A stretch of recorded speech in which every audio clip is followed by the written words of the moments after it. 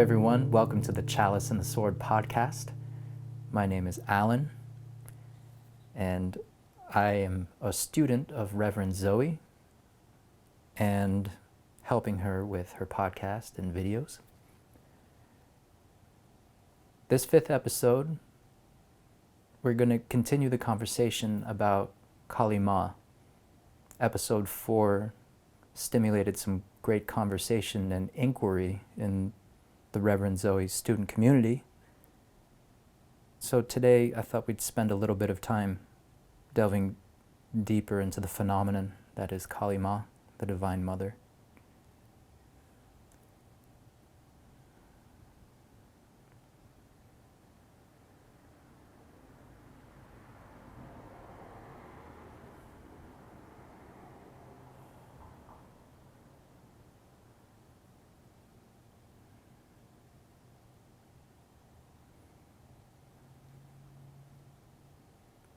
Reverend, I really enjoyed the last episode, your solo podcast about Kali Ma, because since I listened, it's given me a little beachhead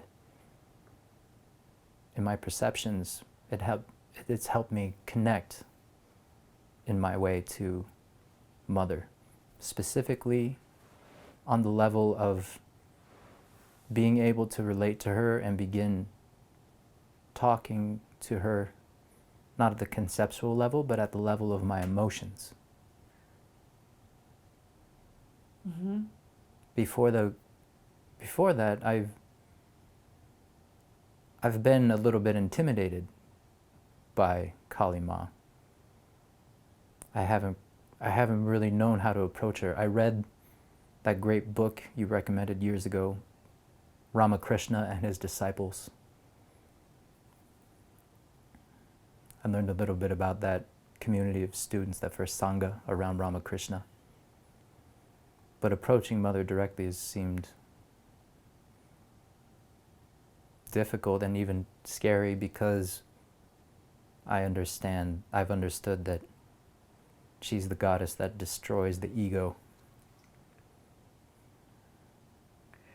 I'll jump in there. Yeah. Which is why most people have to spend time understanding what the ego is and why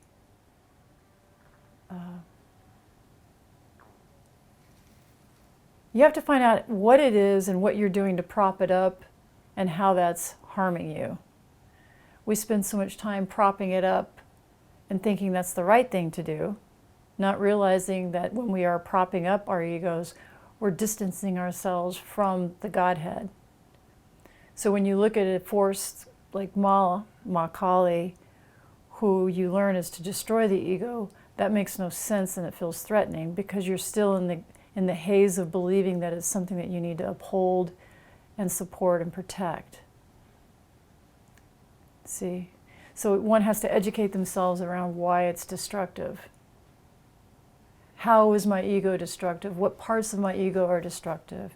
You see? It has to become real for you. You have to understand how it's hurting you to be able to fully surrender to Ma and let her do her work. Yeah. And that's where it gets very interesting. So much of our society, the world society, not just America, everything's built to protect us. Everything, every concept, even people, you take spiritual ideas, the highest spiritual ideas, to protect themselves. So the whole idea of having your ego destroyed is very contrary to the ways most of us are trained or taught to live and function. And yet, she's still working with you, but because you're unconscious of it and you're resistant of it, it's making it worse in those moments of destruction and fright and fear and anger and frustration. Those are moments when Mother's closest. But because we have trained and honed our reaction to be resistant, we don't realize that we're holding out the very thing that's going to set us free. Do you see the situation? So why that's difficult is obvious, I think, but that's kind of what you have to start discovering is this is like why you have to repeat it like an incantation. How is this destructive? How is self-protecting destructive? How is constantly redefining my story to myself destructive? How is saying why me again yet after 50 years, how is that destructive? If you don't have awareness, if you don't have the grace of awareness to start asking those kinds of questions, Mother's going to feel a little elusive to you. Does this make sense to you? Can you clarify that a little bit? If you don't have the grace to ask these questions, what do you mean? Yes, I do. This is something I brought Swami Abhedananda's book, who is a direct disciple of Sri Ramakrishna, which is my heritage. I was just reading this, and I'll pull it and read it in a minute.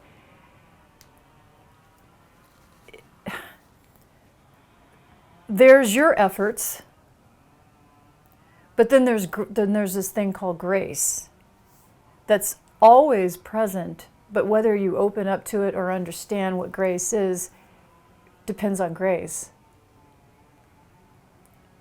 I'm going to speak probably around it to the best of my ability. Lately, in many years I've said, but lately this last class I said, how many of you in the class are at the place where you can honestly say that you're starting to understand what I've been saying for years, which is the times I haven't gotten my way are the times of the highest grace, right? There's only a few people that could say I'm beginning to feel that. Like the times you don't get your way and you can feel the grace of that, that's grace. The times where you're disappointed and you realize in the deep cave of your heart you're relieved. Are you understanding, Alan? Kinda. The grace, it's grace to have a different perspective on your own suffering and pain. That's the hand of Mother that's giving you just that little bit of turn of the lazy Susan. There's your efforts, there's your understandings, and then there's grace. Not everybody gets to that place, no matter how much you effort and want it. This is a strange mystery that is spoken of in many different ways. That's why we have to hear it, and why I my little humble way, have to say it over and over. Celebrate your asshole nature. Right? Celebrate when you don't get your way. Celebrate when things don't work out. Celebrate when the plane is late. Celebrate when yet again you've had to take money out of the bank to spend on something you didn't think you were going to have to spend it on. See, the ego goes, fuck you, bitch. The fuck are you talking about? And then the stories start. Do you know what I've been through? How can you say that after all this? And this inside stories, right? Do you know how hard it is after I've raised 4 kids and I got to do that? And that's Maya. Right, that's Maya, and that's how intense Maya is. Can you, in your own efforts, be willing to at first practice even entertaining the thought? You don't have to believe it, but entertain the thought that if this is something that is discussed and talked about in many traditions over centuries, that there may be some truth in it. Just that, if you could entertainment with the history of the truth, that you've read about it, you've heard about it. Well, let me just, in the moment of distress and pain and suffering, to even just lean in that direction is a good beginning. And then if your ego pulls you away from that with the story and the justification, then you know where you are. Grace is the thing that comes in after you've been worn down, usually. And you've shown your earnestness by your showing up every day, unmotivated, angry, confused. Then grace steps in, and then all of a sudden something happens where you're throwing the same fit that the plane's late. You're throwing the same fit that you got stood up. You're throwing the same fit that you got stood up again, or you got betrayed for the 5th time in your life. And all of a sudden, you hear a little small voice or something. And your feet are held to the fire. And then all of a sudden, a window gets opened. And all of a sudden, you realize, wow, I'm actually relieved that they didn't show up. Because the next window's open, which is, are you going to be deeply honest with you, son or daughter? I didn't really want to be with them in the first place. That sounds easy.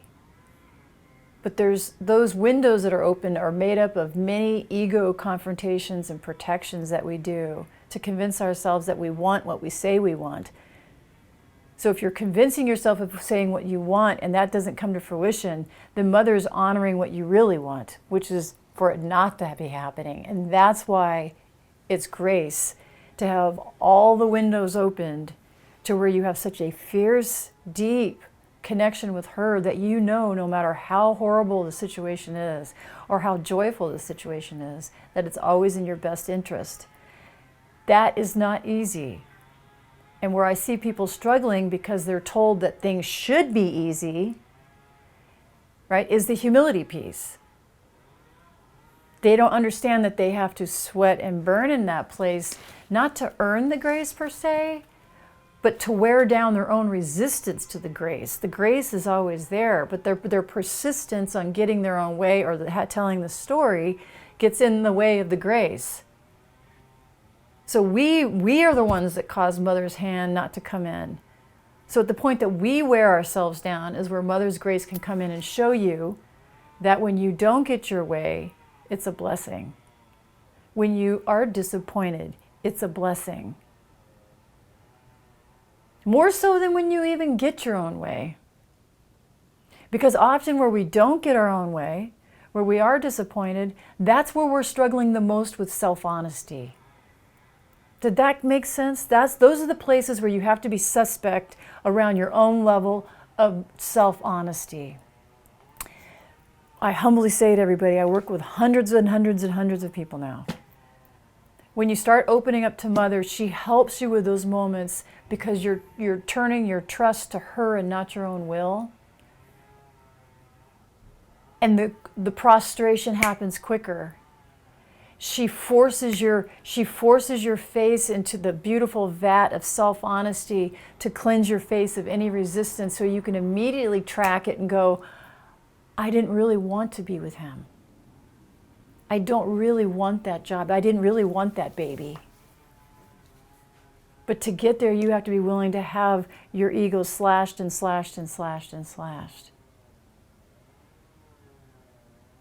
Back to, you have to inform yourself of what the ego is, how it causes problems, how you're reinforcing it, how that's hurting you. You have to go into brownouts, blackouts, come back around, keep trying it trial by error. Oh, look, I'm upset again. And then you hear that little voice. Is it really what you wanted? And you push the voice away again and you try it. You see? Is this kind of making sense a little bit more? Mm-hmm.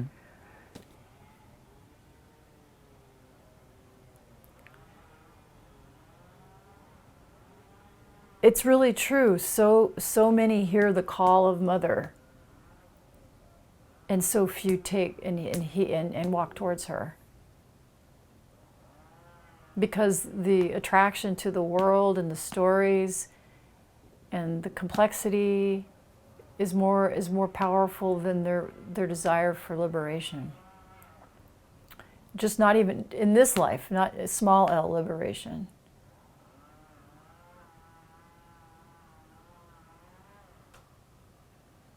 You know, she's very simple, Mother.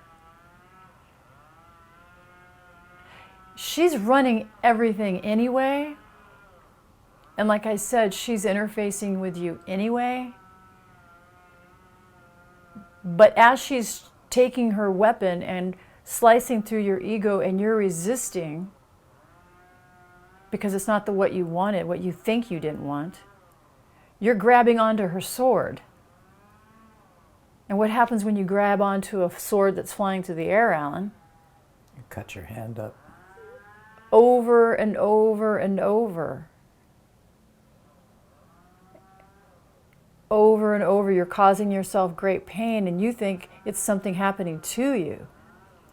You don't realize your resistance to her amazing love is what's causing yourself the suffering and pain. Because you're making the assumption that you know best. And when you're looking at the divine as mother, you see, the reason why it's so profoundly beautiful is you do come to her like a child. You didn't know what was best growing up. Even if you still think your parent didn't do a good job, they did the best job they could do, and they still knew more than you knew. So when you come to mother, when you truly are ready to come to mother, it's really the easier path once you get over your cheap self. Because it's already built in. You already are starting to, you know best. Even as tears are coming down your face, you know best. I don't have the whole dossier on me, man. I don't know all the karmic connections around me not being able to have a baby. But I know that you know best, mother. And then you're the free child that can play in her awesome craziness called the earth and the world. It's much better.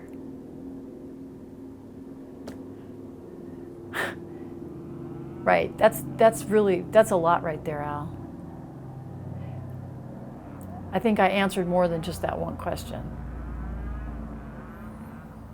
Most people are just at this place where the ego constructs are such that the call from mother feels more threatening than being attached to the ego stories. And that's just the way it is.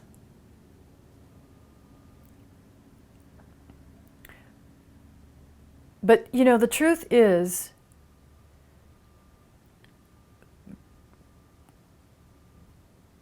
the spiritual, truly the true spiritual path of self-knowledge, of obedience and humility and discipline and discernment and surrender. First of all, to make them from just randomness to spiritual practice takes awareness and practice itself and self-awareness. So I was repeating myself. It's not an accident. You have to do it consciously to make it a spiritual practice. Most people are not interested in that at the level that maybe perhaps I'm advocating. Does it begin with entering into conversation and being real with mother, or how would you characterize that? It's not, you just don't, you have to start somewhere, right? Is what you're saying. You have to start somewhere. And if you could just take one of those things, one of those aspects that I just said, self-responsibility, but then you have to understand what self-responsibility is not. So in order to understand each of those aspects, those states of being, you have to understand what each one of those aren't. You have to spend time exploring what self-discipline is and what it's not, what self-responsibility is and what it's not, what humility is and what it's not, what obedience is and what it's not. There was one more, discernment and what it's not. You have to understand what it's not in order to know where you are in the gauge. So then you can start working and having the experiences in those moments to start letting mother work with you, to make it real. Otherwise it's flat. Then it just turns into, am I doing it right or am I doing it wrong? And that's where most people go right off into the eddy. This is a fierce practice. Clearly I'm sitting here and enthusiastic. I sit here before you because of mother, wholly and solely. Like everything I'm saying to you is I do all the time. And when I'm not, she's still in charge. Well, let's talk about discerning these different qualities that come into play when we're talking about devotion and worshiping. And yes, this is so exciting. We wanted to talk about devotion. It's something, you know, the word devotion is interesting, right? It's like there's a part of it in its ancient translation is like giving away. But, you know, in this case, devotion means vowing. You're vowing. You are giving a part of yourself, right? I devote my heart to you. I do believe it's casting away, giving away. develop. How would you discern that with developing film? You're pulling the images out of the film? Would that be the way, you think? Mm-hmm. Yeah, it makes sense to me, right? So you're developing something, something is growing, something is becoming more what it's supposed to be. Yeah, but it's also, you have to release something, right? There's a giving and a releasing of some kind happening. I'm developing a new app for such and such, and then you give that into the world. It's interesting, isn't it? I'm developing a new theory of blah blah.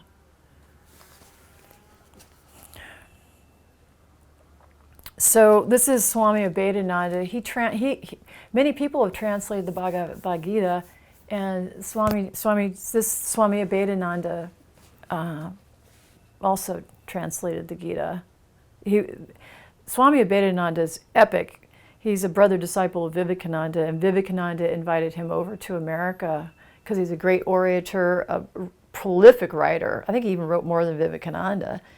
A magnanimous, curious, adventurous, one of the Swami of direct disciple of Ramakrishna, was in America for 25 years, in America and Europe. So I'm going to read a quote from his translation from the Gita, and then a little commentary on it a little bit, which will help us speak to what many are called, few are chosen, which I believe is the Marine Corps. That just came up today in class too. It's interesting about the military. Much of the military is, take away your bias and everything. There are those precepts that I just mentioned are replete in the military. Self-discipline, humility, obedience, discernment, right? Self-regard, self-responsibility, and discipline, right? I said that. There was another one. Did I miss something? Service? No, that all comes out of it. You can only be of service if you are humble, obedient, disciplined, responsible. Make your bed with a tight crease and polish your boots. Well, like I was saying, the precepts, you could say, well, those are all shallow. Yeah, but the precepts are actually pretty profound, because to be of real service, and if you're really a spiritual practitioner, see, let's stop, guys. Truly walking a spiritual path doesn't mean avoiding pain. You're walking towards pain on the spiritual path. You're walking towards life as it is. You're walking consciously. That's why I think a lot of people still don't understand. When you honestly are walking a spiritual path, you are walking towards everything that the world tells you to walk away from. You're walking towards self-knowledge. You're walking towards having your ego poked at, which is walking towards life will do that. You want to walk towards reality. You're done with illusion. You're done with wanting to feel better. You have to bottom out on the pain your ego attachment's causing you. That's when you know you're really on the spiritual path. You're not avoiding the pain of life. The pain of your ego is different than the pain of life. Circumstances of life. You start realizing that circumstances, you'd much rather deal with life as it is versus protecting this thing that you come to realize is destroying your being. You're not looking for your own comfort, would be a better way of saying it. You're not using the spiritual path to be comfortable. You're not looking for it other than you want to find truth. You want to have truth. You want to have liberation. You want to have union, whatever word. Like you're driven by something bigger than your own comfort. It just reminded me, I write blog articles for my clients, and one of my clients last night on the phone was telling me in an article I wrote for him about giving feedback in a corporate environment. I'd written that any growth involves pain, and better to confront the pain of giving and receiving feedback than ignoring it and then having a situation blow up on you in the back end. And my client, I wouldn't say he took umbrage with that, but he was very adamant. He's like, no, growth doesn't require pain. Doesn't have to. Well, you both are right. It doesn't have to. Whether he meant it that way or not, it doesn't matter. I'm taking it and gonna. It doesn't have to.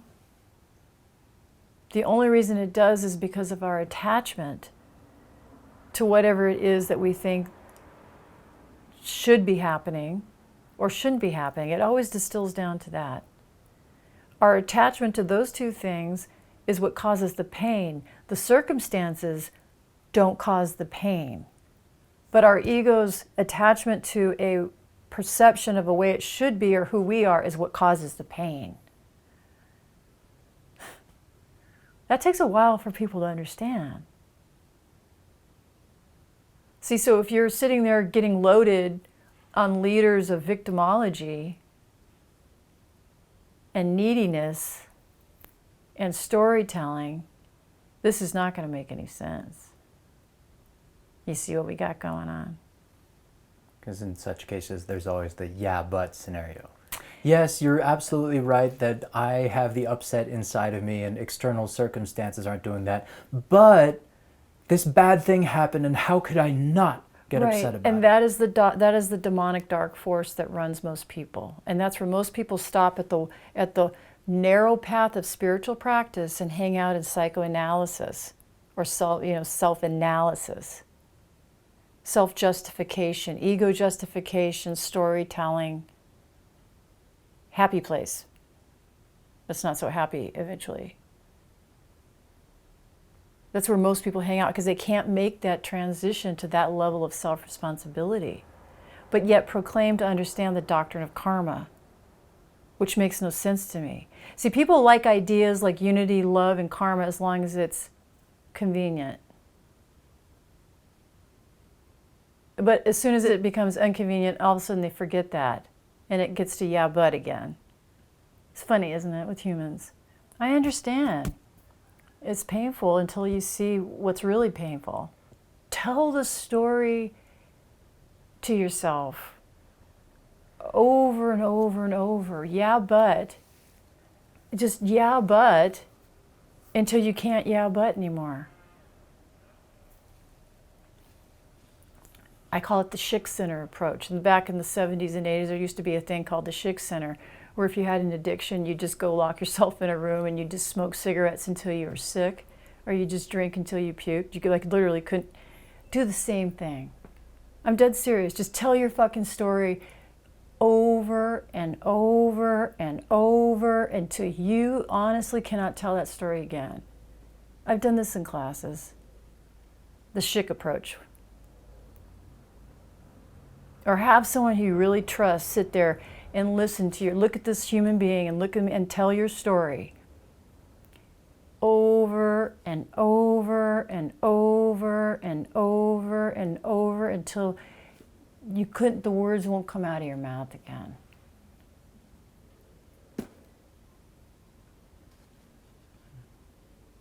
You're telling the story anyway. You might as well put like some dignity around it.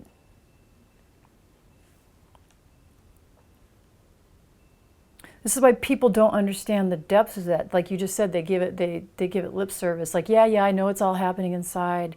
It's like, no, you don't. You've heard that. You've read the book. You heard a class, but you don't understand what that means. Why don't you want to find out what that means?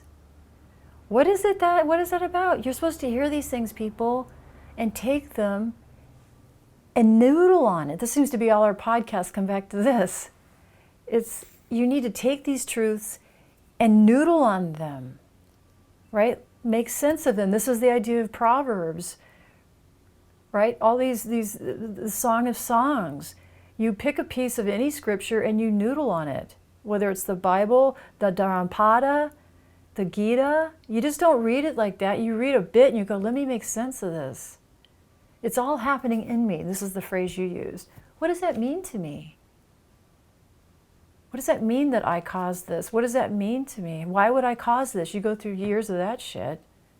Well, why wouldn't you cause it? Why wouldn't this happen to you? Who are you that it shouldn't happen to?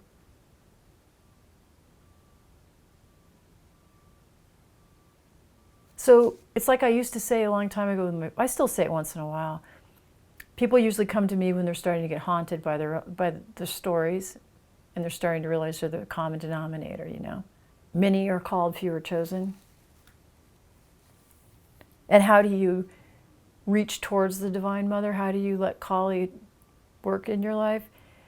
You've got to transcend that barrier, that egoic self-protection barrier. And how do you do that? What have you learned thus far? How do you transcend that egoic self-protection barrier to let Mother in? For me, it has been paying attention and learning how to use things that are happening right now in the present moment where I'm starting to get twisted up inside or angry or resentful. And in that space, find that little opening. I can stop in the moment that the response of anger is coming up, or I want to yell or fight back. Okay, and that's the first little movement. That's a baby movement towards letting Mother come in. That level, that little bit of self-responsibility, as you let Mother come into your consciousness, or as she comes into your consciousness, that moment is just the start of it. Because the next brutal thing is your ego then is revealed to you very dramatically and intensely. Its attachment to being a victim, or to being right, or to feeling a certain way, all the above. She's going to show you that. She's going to give you another opportunity. It's kind of like a skunk. First they look at you, then they look back at you, and then they spray. Kind of like that with Mother sometimes. So the first one is just, okay, here you go, son. You're like, oh, I don't have to do that. I'm causing that. Most people stop there. With Mother, Then it's, do you want more? Yeah. Then she gets your face, and then she pounds your face into that little parasite who's stuck on being a victim, who wants to be right, who wants to have a reason to sneak away and get his rocks off in some other way that he doesn't have to share. And she's going to pound your face into it because she loves you so much. Is it worth it? She's going to say to you, is it worth it? You want that? You want me? You want that? You want me? You want that? You want me? You want that? You want me? You want that? And that can look like a couple hours of driving around in a car or doing fucking Kwando. She's going to pound you and test you out. She's going to show you your attachment and how hurtful it is to you. That's like, whoa, then you get it. And this is all happening in seconds. At first, not so much. Like I said, you go on a bender, you go on maybe some things, but you less and less fight. Is this making more sense to you? That's the next opening. The third thing, when she's now like spraying you, her love spray, you're like, thank you. When you genuinely can say yes. With like psychic blood coming down your face, you're like, yes. This is all happening quietly. And for the most part later on. See what I'm saying, guys? All that processing out here, you see why I'm such an asshole about that? That's all, you're wasting ample opportunity. All that human processing is holding the good Lord out. All that is you trying to will your shit through stuff.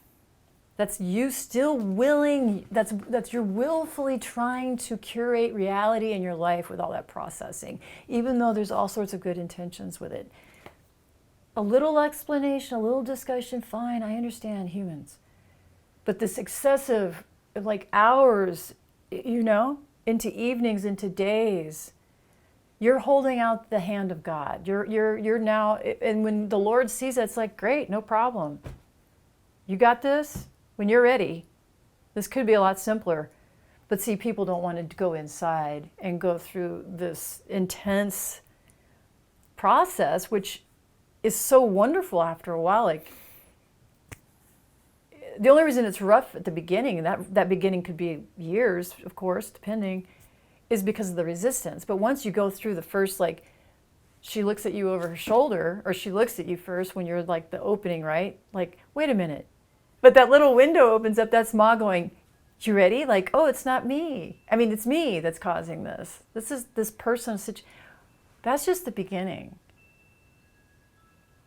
And then she has to show you, because you've opened up your heart to her, she has to show you the ugly reality of your ego attachment.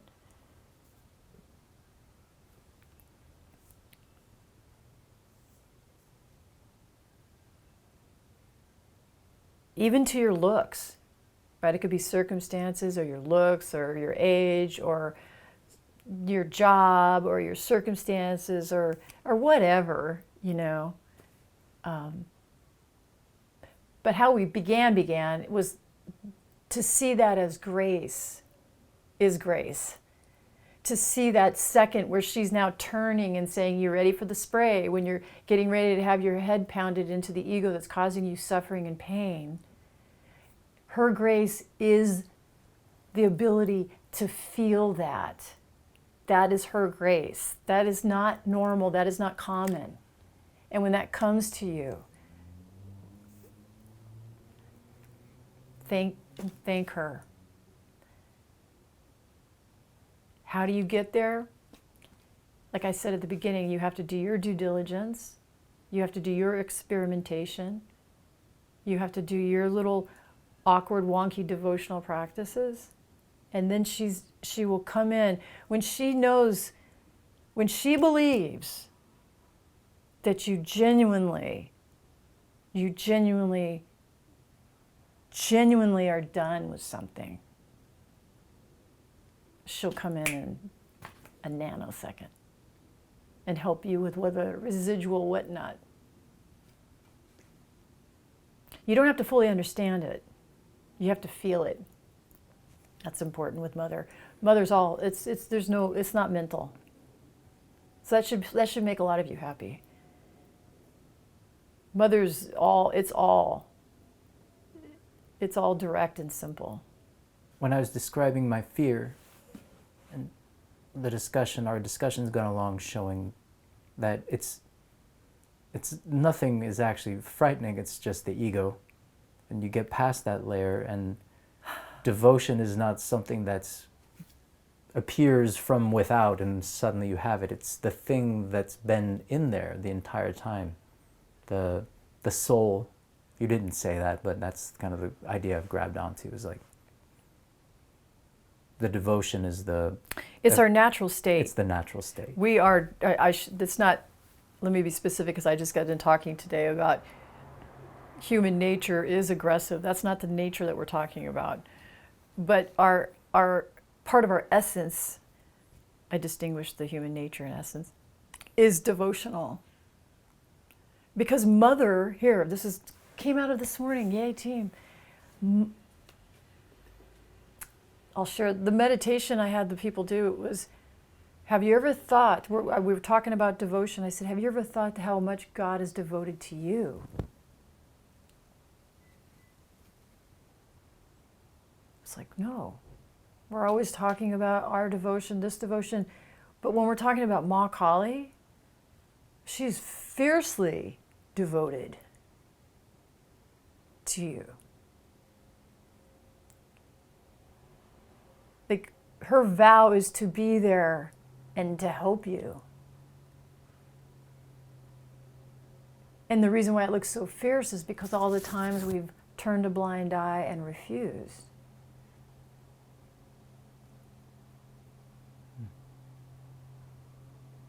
You see. Which is why as you get to know her and as you start devoting your life, right, there's a reciprocal relationship now happening. But you have to break down the barriers. She's been waiting all this time, and when she gets the go-ahead, that's why I'm saying it's all bets are off, you know? So it's almost like whiplash. It's like whiplash. She's like been there, the whole time, and the ego is just no, no, no. Basically, every time the sword is going further back for the waiting for the when are you going to say yes? When's it gonna drop? And it's like, where's the opening? And only she knows, because remember, she's also the energy behind Maya. She's the Shakti behind all creation. So she knows the proper timing, if you will. And then when the sword comes, there's the whole momentum of egoic choices, and to the degree that's good news. And so when you finally open, that power coming at you to help free you is so intense. You see? To the degree that you've pushed back is the degree it's coming at you. But don't you see how wonderful that is? The most homely example is, that person you've been avoiding talking to, the biggest, scariest thing, and you put it off for weeks, the girlfriend, the boyfriend that you don't love, and you're like, and finally you put it down, and what does that feel like? All that momentum of, what does it feel like, Al? And then, so that's the best example, right? All that energy you put in, that force that you've accumulated by resisting, and then you do that one act, and it's just that all comes off of you. So she matches. So which is why I've heard this said, and I'll add my 2 cents. The folks who are attracted to Kali, and I don't mean attracted, I mean deeply somehow moved by her, or they're afraid of her, but they think about her. She shows up, or they end up feeling a deep bond with her, not fully understand it. They tend to be lone wolves, fiercely independent, stubborn. These are the type of people that usually, they tend to be outsider types. Yeah, those are the people that tend to run with Kali. Yeah. Now don't take that, I'm not saying always, I said often. And it may just be, that may not be your overriding temperament, but there may be a part of you that resonates with it. But I've seen in my own life and hearing other people, she's the mother for the wild child, for the wild animals.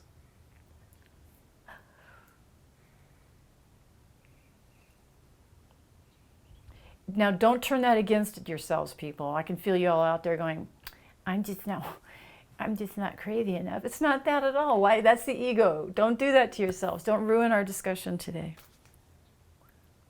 That's why I say, not I, but many, she's the ones for the lowly and the wicked and the depraved and the forgotten and the lost and the all that, the misunderstood,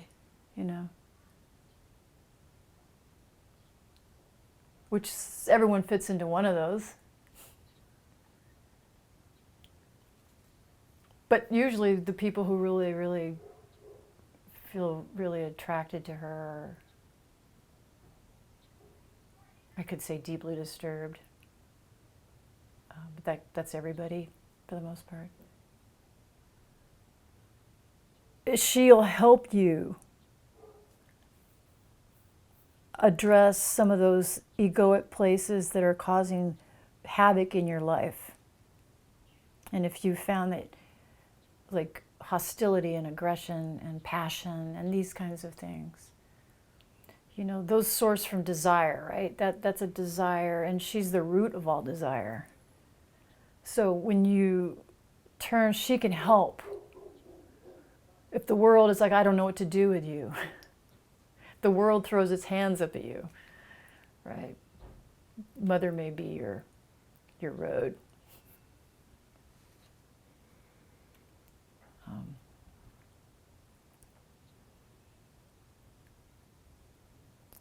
Mother, the idea of the Divine Mother is not unique to our East, but they certainly they own a lot of the shop. They've done the most work on elaborating her as a path. But The Holy Spirit in Christianity is that force, is that Shakti. You know, part of that Trinity. I never made that connection. That is the Holy Spirit. Mother Nature, right? White Buffalo Woman. The Dark Madonna.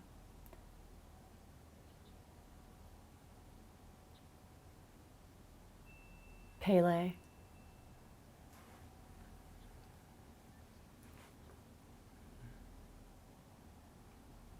The Virgin Mary is something different? No, they're the same mother, just a different face.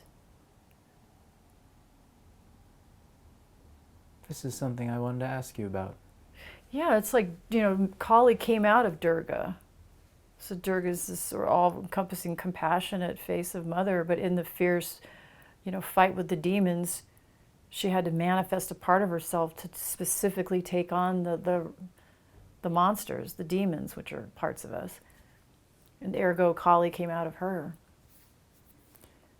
This is actually helping me a lot because in my life, I've had two mystical experiences of a mother. And I guess lately, in my mind, I've been trying to reconcile them or wondering if they're separate or if they're different. The first one was in nature. Was this Brazil? Yeah. I had a sensation of this mother that was in the ground and in the trees, kind of like permeating my body and teaching me something about my nature and about loving. And it changed my life. And it was a mother. It was a mother. I began weeping and speaking to her. I got it. And it started to change your life. It started. Let's be very accurate. Yes. There's been times where you've walked away from her. Yes. Okay. Absolutely. Right? Okay. That touchstone moment was, Right. I didn't remember any of this. That's wonderful. And that was, could I say that was Ma Kali? It was Ma. Yeah. Definitely Ma. Yes. Mm-hmm. She's all pervasive.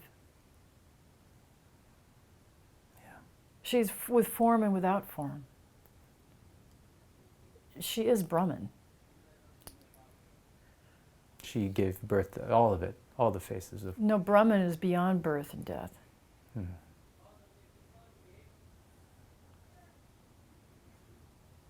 I know there's a little bit of a stretch here. I know, I don't know if I've opened that can of worms. Well, okay. And we can begin sort of starting to close this off. I wanted to make sure I read Beta Nanda, yeah. Let's do that. Okay. Let me ask you this one question Yeah. then about mother is Brahman before death and birth, all right? I think of... No, beyond. I'm sorry, did you say beyond? Beyond Yes. death and birth Like and that creation. doesn't exist there because that's reality. There is no change. There is no birth. There is no death. It's pure consciousness. So I guess I'm answering my own question, but I still want to run it by you. In Genesis, in the beginning, there was darkness, and God moved across the surface of the waters. That's the beginning, according to the Bible. And then I've been thinking, yeah, but how did God get there? And if there was nothing but darkness, but then there were waters and God was moving over the face of them, didn't Ma give birth to all that? But there is no birth. Birth only exists in duality. The idea of birth and death exists in duality, which is a concept of the mind. Creation comes and goes, but the thing that's constant is this ordinary awareness that things come from and go back to, but it doesn't change. So did the force or the movement that gave rise to the Bible through all those people and those prophets and sages, did they just know this about Mother and leave it out? Like she's an unwritten character, or she's just implicit, or is the God moving over the face of the waters Ma?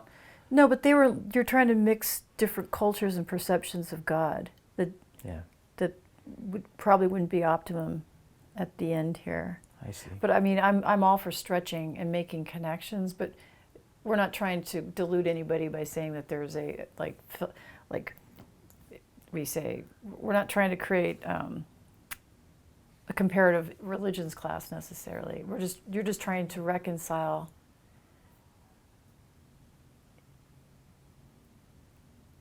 You're trying to find her there. And all I would say is stick with and there was darkness, and that darkness would be the closest thing to that ever present, unchanging reality called Brahman. But we would say the scholars would get very upset with us if we started to get too crazy. The theologians and the pundits. The people like things pure. Right. But that sense that there's the movie screen, here's how I've heard it, the movie screen, and the movie screen is Brahman, and the movie playing is the world, you see. So the Bible had to start somewhere. So it's their creation story to make sense of the material world.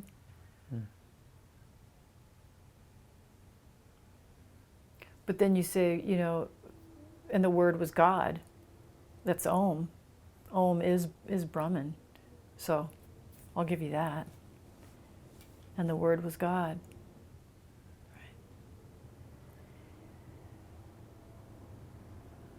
A great way to work with Mother is when you're reaching for something or craving something, is to remember her. That's a very good way to remember Mom. Which we've spoken of, but when you bring, it's a little slight little flesh out there. Yeah. It's a little deeper than just offering up the thing to God, yeah? And this is from the collected works of Swami Abhedananda. So like I said, the first part's the Gita, and then his little commentary.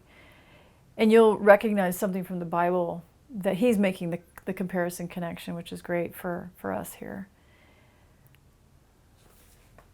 And this is Krishna speaking. I will show you the path which will lead you to the ocean of love that will make you happy, by which you will attain to the supreme state of God consciousness. But people do not listen to that call because they are busy with other things.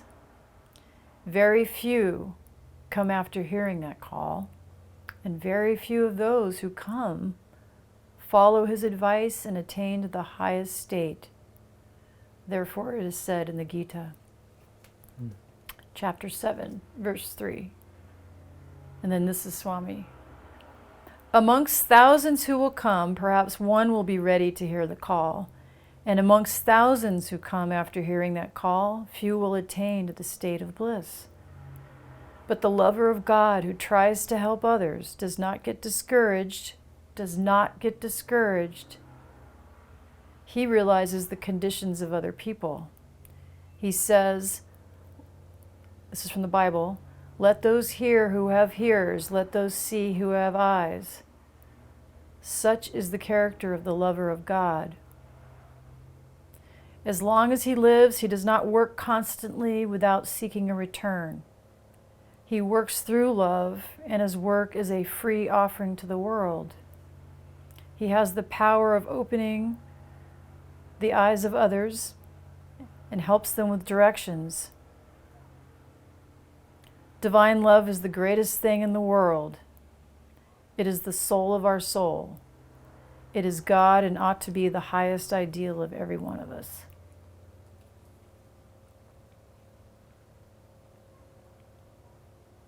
As long as he lives, he does work constantly without seeking a return. And that could be any job. You don't need to be, a light coach or a therapist. You could be a janitor, a mother, You could walk dogs. You could be a CEO.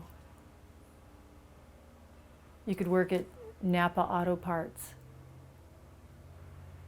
and be an incredible dynamo of spiritual love and healing to the world. I wish people would free themselves and just do that.